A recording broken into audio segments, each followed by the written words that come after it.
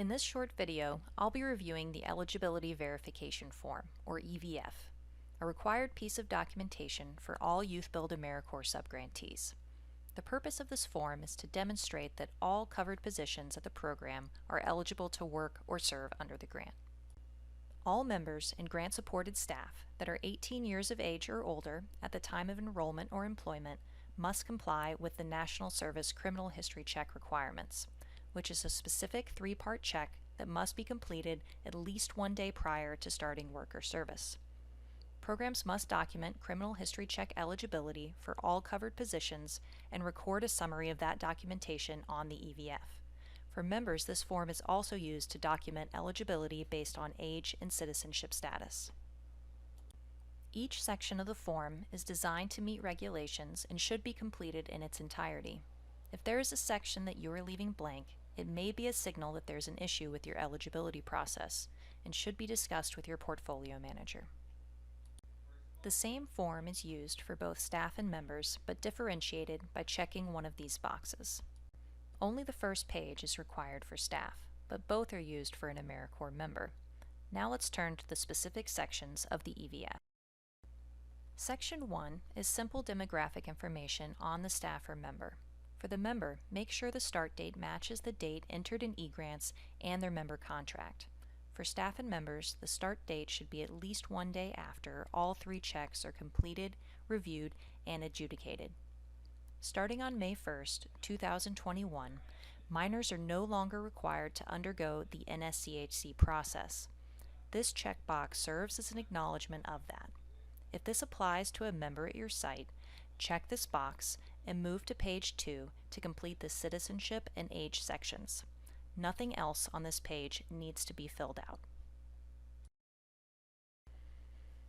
All YouthBuild AmeriCorps subgrantees are required to use NSCHC vendors TrueScreen and Fingerprint to conduct their checks, unless they have applied for and been granted a waiver.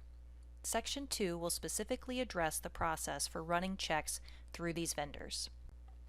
Section 2 begins by addressing general NSCHC requirements. Check the first box to certify that consent was obtained and documented in the TrueScreen and Fingerprint systems. Next, confirm that the individual's identity was confirmed using a non-expired government-issued photo ID. Contact your portfolio manager if you have questions about acceptable forms of photo identification. In the TrueScreen section, enter the date the check was adjudicated in the system and confirm that a date-stamped report is on file. This is an example of this documentation that shows the adjudication date that would be entered on the EVF. TrueScreen does not provide checks for all states.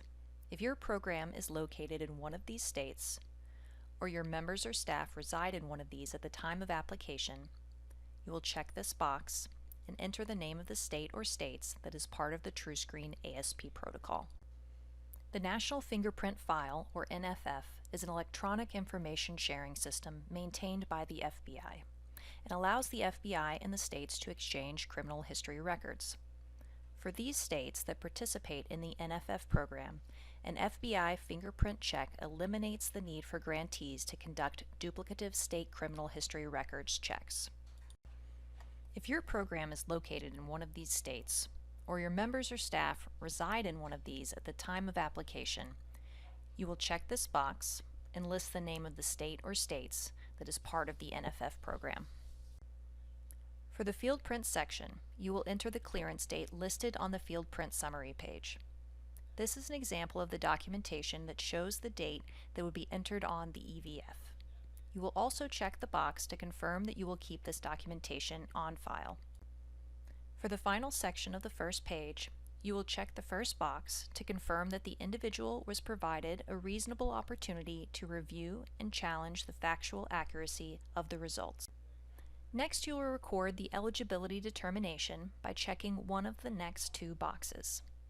Ineligible participants would include people that have been convicted of murder or are registered or required to be registered as a sex offender. In this case, the individual should not be enrolled as an AmeriCorps member or staff time charged to the grant.